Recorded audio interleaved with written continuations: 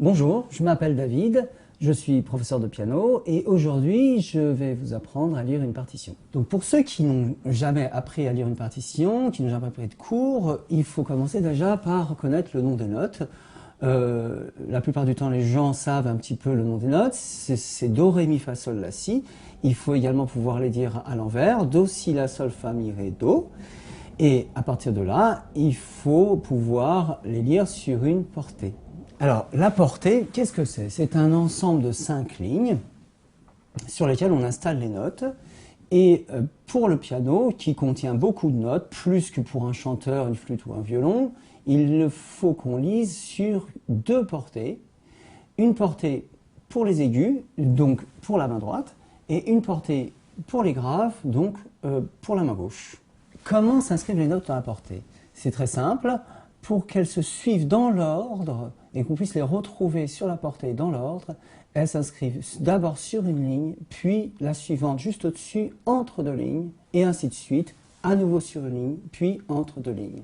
Voici une partition, une partition pour les pianistes, sur laquelle vous avez la portée pour la main droite et les aigus, la portée pour la main gauche et les graves, la clé de sol pour les aigus, la clé de fa pour les graves, et comme je disais, donc le do.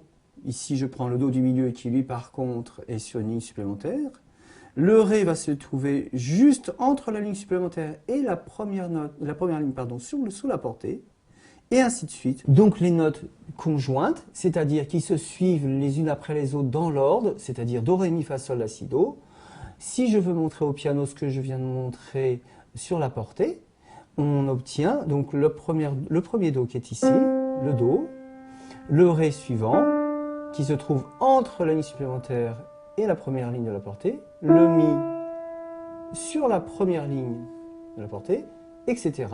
Alors maintenant qu'on a appris à dire les notes en montant et en les repérant sur la portée et au clavier, on va apprendre à les dire en descendant, à les repérer également sur la portée et sur le clavier. On était en train d'expliquer que l'on descendait des aigus vers le grave, le Do ici, donc le Do du milieu, Do, le Si que l'on retrouvera au-dessus de la première ligne de la clé de Fa et au-dessous de la première ligne supplémentaire, le La sur la 5e ligne de la portée en clé de Fa, le Sol entre la 4e et la 5e ligne, le Fa sur la 4e ligne.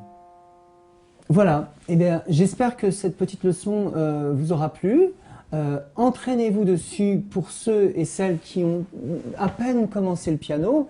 Ça sera un très bon entraînement pour dégourdir les doigts.